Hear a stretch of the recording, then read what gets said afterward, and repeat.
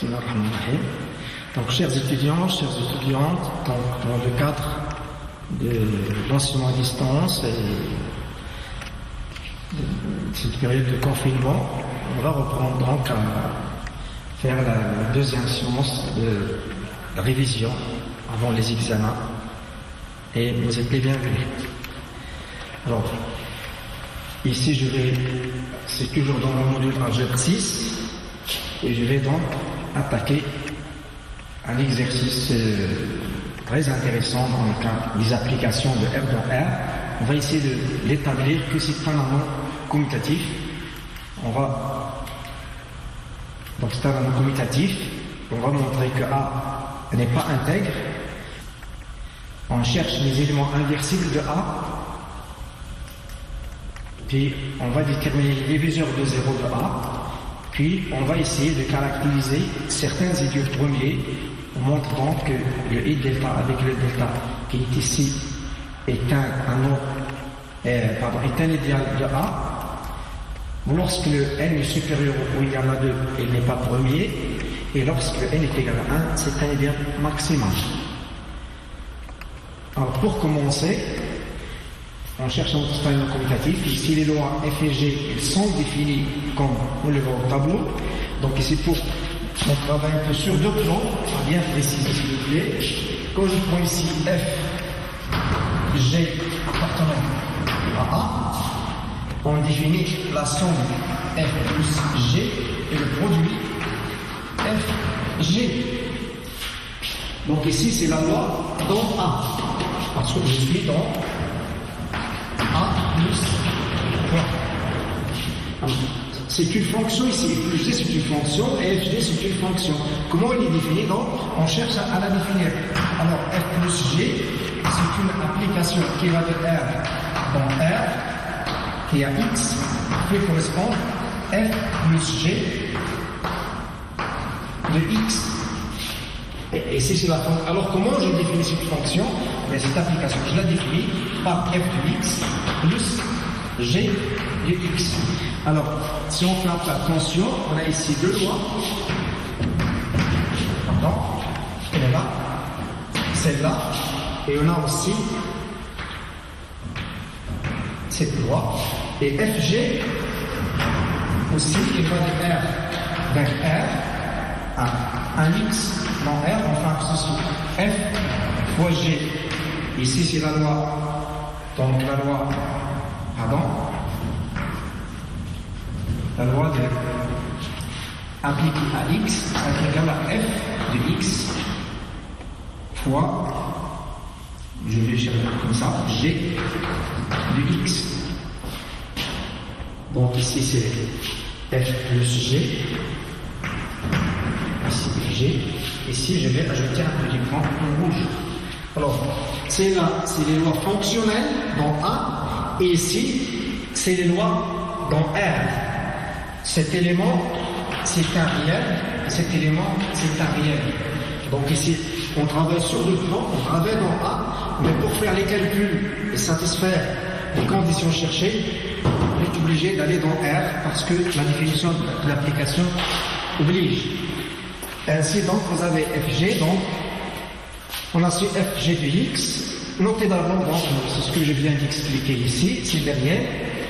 On verra qu'A plus c'est un groupe abélien, c'est simple à vérifier. F plus G appartient à A, il est stable, c'est une loi interne. Et chaque élément a un inverse. Il y a l'élément neutre qui est la fonction nulle θ, la fonction que j'entre encore 0 de A. C'est une application de R dans R. Et pour un élément G dans A, on a l'opposé moins G, et il est défini par moins G, c'est l'opposé de. Donc ici encore, la fonction. Vous l'avez, ici vous avez, je prends un élément G qui appartient à A, l'opposé de G, c'est moins G, c'est une application de R vers R, qui a X, qui correspond à moins G, ici c'est l'application appliquée à X, mais ça, c'est exactement égal, je prends G de X, qui est un réel, puis je prends l'opposé. Donc, l'opposé du G, il est défini à travers l'opposé de ces valeurs, à travers les éléments de R. Donc ici, ça nous donne une structure du groupe abélien. Et voilà, pardon, la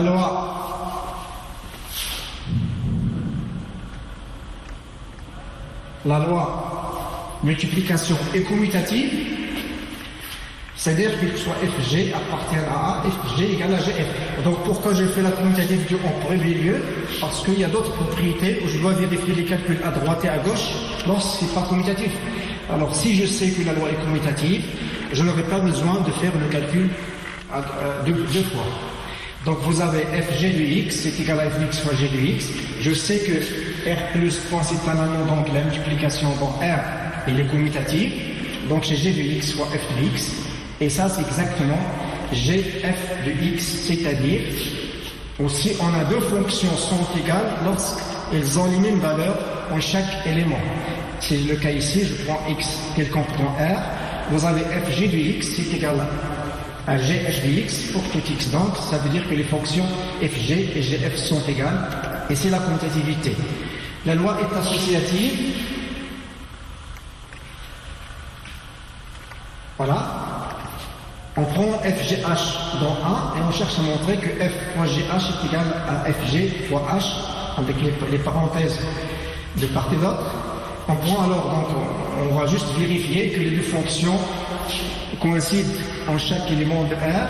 On a FGH appliqué à X est égal à Fx, GH de X, qui est donc égal par la définition de la multiplication, donc c'est égal à f de x fois g de x fois h de x, mais je sais que R est un anneau, donc la multiplication dans R est associative.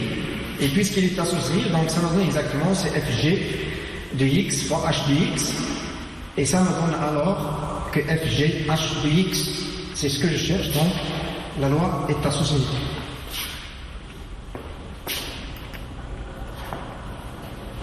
Pour la distributivité, la loi est distributive, c'est-à-dire pour FGH des éléments de A, j'ai FG plus H est égal à FG plus FH, et G plus H fois F est égal à GF plus HF.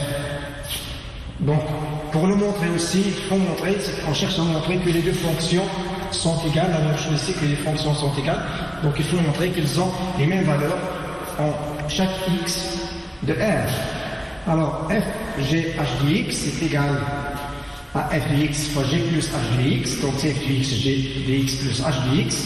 J'utilise ici la définition de la multiplication qu'on prend là-bas, qui est donc égal à f de x, g de x plus f de x, h de x, car R est un anneau, donc la distributive dans R. La multiplication de R est distributive par rapport à l'addition, c'est classique. Donc, on utilise cela pour dire que f g de x égale que c'est égal à fg de x plus fh de x, et ça nous donne donc c'est fg plus fh de x.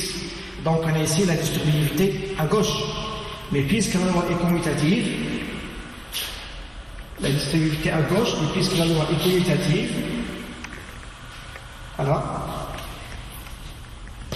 on a aussi f plus g plus h fois f à droite est égal à GF plus HF, utilisant de la loi est distributive, parce qu'on a de part et d'autre l'élément neutre pour la multiplication, c'est la fonction 1, c'est la fonction constante de valeur 1, et prend 1 en chaque élément à tout x sont associés 1. En effet, quand on vérifie, on prend un élément f de A, x dans A, on a f en 1 à x, c'est 1 fois x, c'est égal à f de x. Donc f fois 1A égale 1 fois f, et ça nous donne exactement ce qu'on cherche. 1A qui est la fonction constante de valeur 1. Ainsi, nous avons A plus est un groupe abélien, l'addition, la multiplication est associative, et les distributifs par rapport à l'addition, il a un élément neutre, 1A, et donc on a un anneau. Et si je retiens préciser une petite chose, s'il vous plaît, puisque là, je précise une chose. Et n'est-ce pas, ici, une petite précision.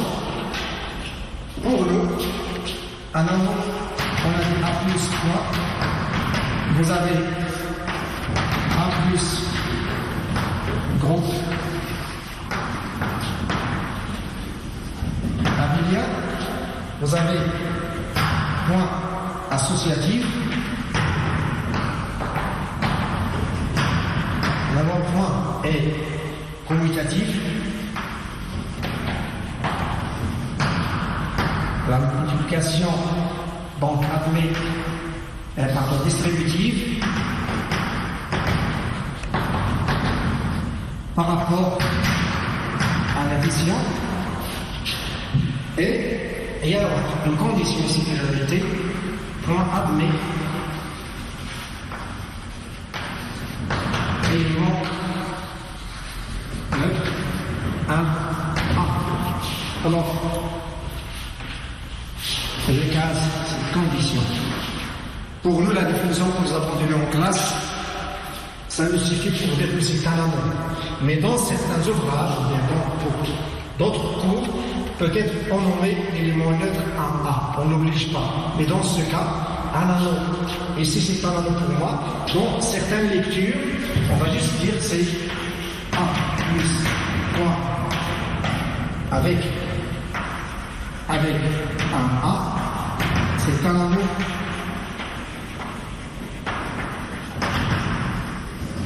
Un anneau unitaire. Donc ici, il y a l'élément neutre, on dit un anneau unitaire. On cherche la différence structurelle. Mais pour nous, un anneau, obligatoirement, il est unitaire. Donc tous les anneaux qu'on considère sont unitaires. Et je reviens donc. Donc on a notre A est un anneau, et si vous voulez, il est unitaire dans votre situation. On cherche alors les éléments inversibles de A. Alors un élément F appartient à A. C'est bien. Les éléments inversibles de A, on prend F. On suppose qu'il est inversible, donc il n'est pas nul. Et je prends H son inverse, je cherche à trouver la propriété de F pour le caractériser. Donc on a F fois H égale à 1A. Ça veut dire que puisque vous avez un élément de R, vous avez F H de X est égal à 1, et c'est-à-dire F de X fois H de X est égal à 1. Mais ici je suis dans R, F de X, H de X c'est dans R, et R c'est un corps. Donc pour que F soit inversible, cette condition, quel que soit X appartenant à cela, ça veut dire que F de X est différent de 0. Et ça pour tout X appartenant à R. Donc ça me donne que F de X est différent de 0. Et dans ce cas-là, on peut toujours calculer H de X est égal à 1 sur F de X. Les calculs, c'est dans R. Ainsi, donc, un élément F appartenait à U de A est équivalent à F ne s'annule jamais.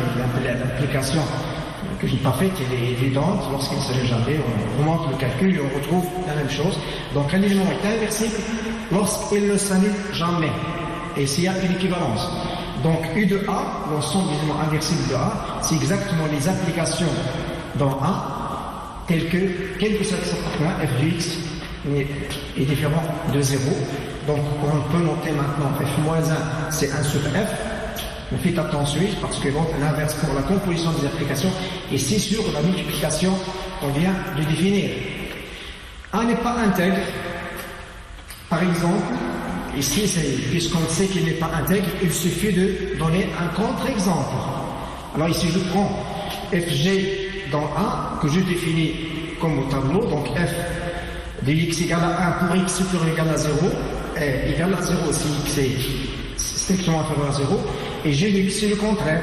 Nul lorsqu'X est strictement supérieur à 0, et pour la valeur 1, ou la valeur que vous voulez non nulle, si X est inférieur à 0, alors pour tout X appartenant à R, nous avons bien Fg de X est égal à Vx fois G de X égale à 0. Et donc, Fg, c'est la fonction nulle traitant bien 0 de A. Ça veut dire quoi? Vous avez F différent de 0 A, G différent de 0 A, avec Fg égale 0 de A. C'est-à-dire que F et G sont des diviseurs de 0 de A. Donc, A n'est pas intègre parce qu'il est diviseur de 0. En fait, on peut retirer un peu pour expliquer c'est quoi un anneau intègre.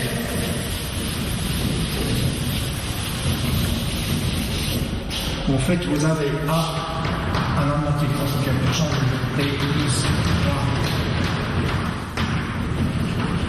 un mot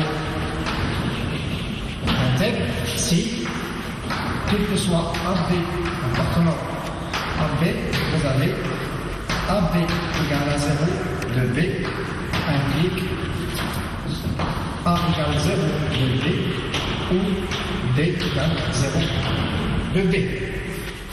Alors qu'est-ce qu'on a ici? On a pris F, G égale 0 de A, mais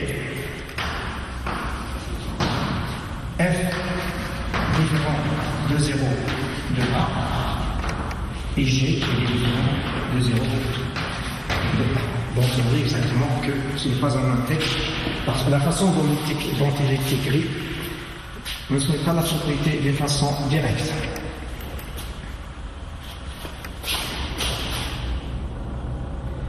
Les diviseurs donc, c'est-à-dire, je cherche maintenant les diviseurs de 0 d'une façon générale. Tout à l'heure, on a juste donné un exemple pour montrer qu'elle n'est pas intègre, mais maintenant on va chercher les diviseurs de 0. Donc je prends F, un élément qui n'est pas inversible, parce qu'un élément inversible n'est jamais un diviseur de 0 de A, et qui n'est pas nul, parce que 0 n'est pas considéré comme un diviseur de 0, par la définition qu'on a donnée en classe. Alors, puisque il n'est pas dans U de A, il s'annule quelque part, parce qu'on a dit tout à l'heure que les éléments de F de A ne s'annulent jamais. Donc, puisque F il n'est pas dans U de A, nécessairement, il s'annule quelque part, c'est-à-dire il va exister un certain B sous-ensemble de R, tel que F, quelque chose dans B, et que X est égal à 0. L'application G, alors, définie par G de X égale 0 si X appartient à R moins B, et 1 si X appartient à B. Elle n'est pas nulle, parce qu'elle prend la valeur 1, et elle vérifie que FG fois A, FG est égal à 0 de A, c'est-à-dire quelque chose X appartenant à R, F de X fois G de X est égal à 0 de A, relativement à leur définition. Donc, c'est-à-dire ici vous avez, ils sont là, donc, avec la flèche rouge là-bas, FG sont des diviseurs de 0 de A, et qu'est-ce qu'on en déduit? Que l'ensemble des diviseurs de 0 de A, c'est les fonctions qui s'annulent quelque part, c'est-à-dire l'ensemble des applications de R, elles existent au moins, elles peuvent être nombreux, un X et P de X est égal à 0. Alors, la conclusion qu'on peut tirer de cela, remarquez, soit lorsqu'un élément ne s'annule pas, il est inversible, et lorsqu'il s'annule, c'est un diviseur de 0. Donc, effectivement, ici, c'est un cas particulier dans la structure des anneaux, que A, c'est U de A, union Z de A, union 0. Cela veut dire que tout élément dans A moins 0 est ou bien inversible, ou bien un diviseur de 0. Donc, la question suivante, c'était de chercher, de définir quelques études de A. On nous a donné la question 3 ou 4, soit n appartenant à et delta égale x à x, n un sous-ensemble de R. Je pose et delta, c'est l'ensemble des éléments de A qui s'annulent sur les éléments de delta, c'est-à-dire sur delta. C'est f appartenant à x égale à 0 lorsque i égale 1 jusqu'à n. On veut montrer que ça c'est un égal. En fait, on est là, on est fait.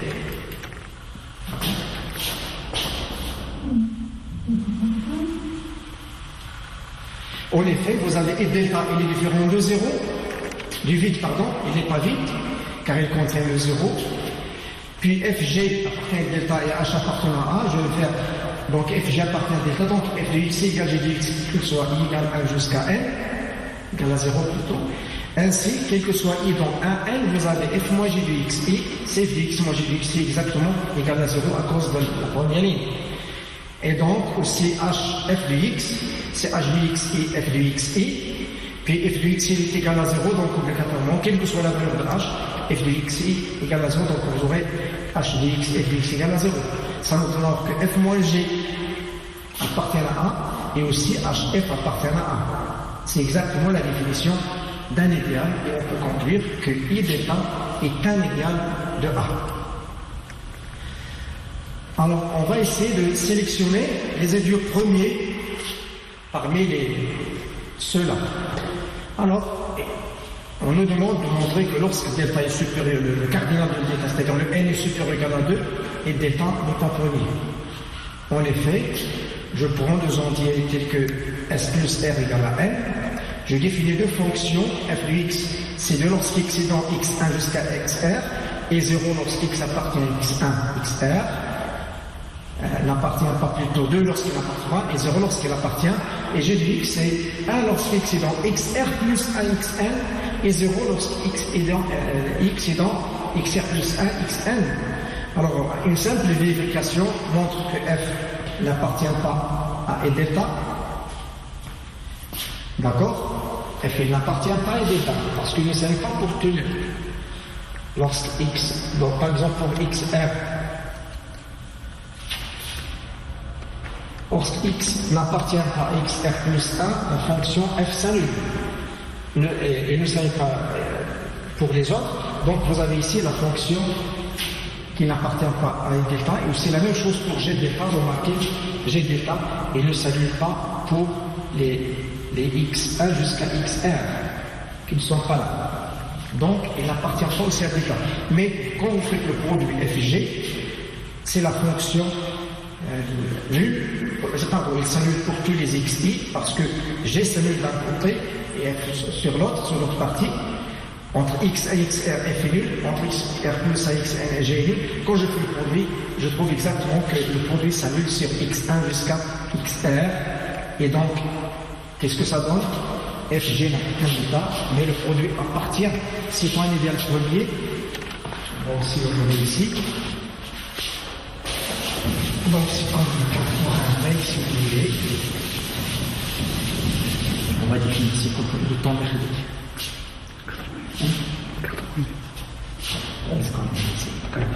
Alors ici, s'il vous plaît,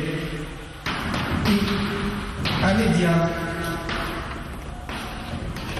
de B, et ici vous avez B plus 1, un anneau, et un idéal de B, I premier, est équivalent à quel que soit X, Y appartenant à B, voilà, X fois Y appartient à I, implique X appartient à I, ou Y appartient à I. À chaque fois que le produit de deux éléments de B est dans I, ou bien X est dans I, c'est pas exclusif, X appartient ou Y appartient à I. Alors qu'est-ce qu'on a montré ici? Vous avez F n'appartient pas à I delta, G n'appartient, mais le produit appartient à I delta. Donc c'est exactement,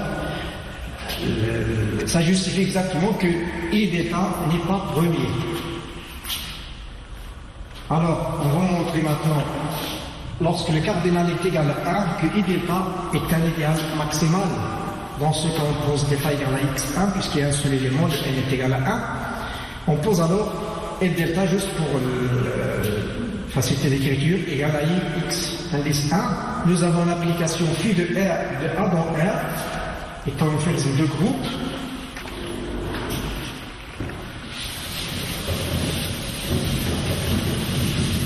ici, on pose delta égale à x1.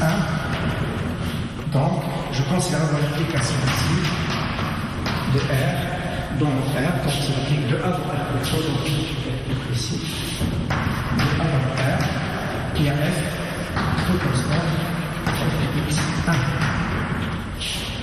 Donc ici, je donne mon fil parce que FG, vous avez F plus G, c'est de F plus G égale F plus G de x1 est égal à f de x1 plus g de x1, et ça c'est exactement égal si de f plus si de g, et de même vous avez si de fg de, donc ici égal à f fois g de x1 est égal à f de x1 fois g de x1, et ça c'est exactement si de f fois si de g.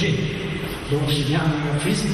Et reste une chose, vous avez aussi ici, parce que les anneaux sont unitaires, il faut calculer si de 1 à, ça c'est exactement 1 à appliqué à x1, et c'est 1 à, c'est l'application constante, c'est 1.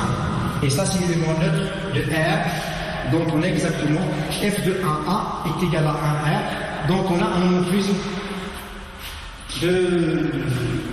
d'un nom de plus. Cette nom d'un nom, elle est surjective.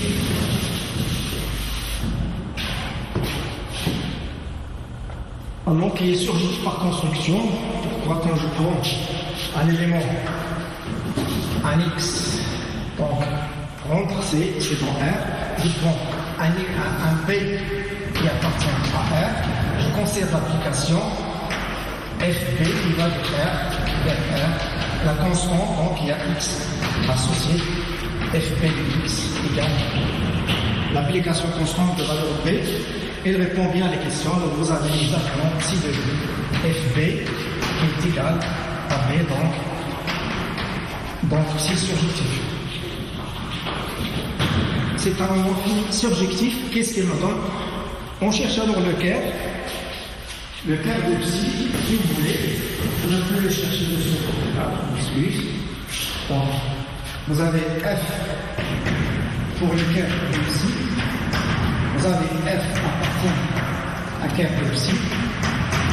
En fait, c'est équivalent à F de X, à psi de F égale à 0. Et ça donne exactement que F de X1 égale à 0. Et ça, c'est équivalent à F qui appartient à I delta qui est X1. Donc, vous avez exactement le kerf. C'est ce qu'on a noté ici. Ça nous donne que le kerf. Donc, que le kerf de phi est égal, en fait, j'ai noté psi au lieu de phi, donc c'est psi ou phi, est égal à Ix1. J'applique le premier théorème d'isomorphisme qui nous dit que 1 sur le kerf de phi est isomorphe plutôt à R, puisqu'il est surjectif, l'image, et donc c'est là aussi où vous avez R est encore, si on peut déplacer, vous avez tout à l'heure. Ici c'est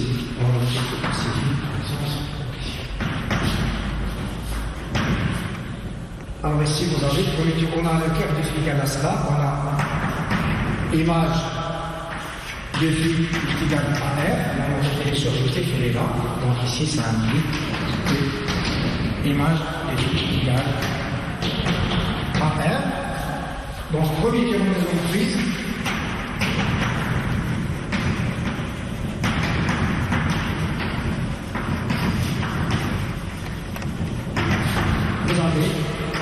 A sur kerf de phi est isomorphe à image de phi, c'est-à-dire vous avez A sur Ix1 est isomorphe à R, vous avez R encore, et on a le résultat, voilà, je peux passer ici, on a l'autre résultat qui dit que vous avez un petit théorème. La proposition du mot vous dit que si un égal de A dans la norme B, alors I premier est équivalent à B sur I est encore. Ce qu'on a ici, 1 sur 4 de X1 est isomorphe R, R c'est encore, donc le X1 est un idéal maximal de R, et ainsi enfin le petit récit. Merci de votre attention et bon courage.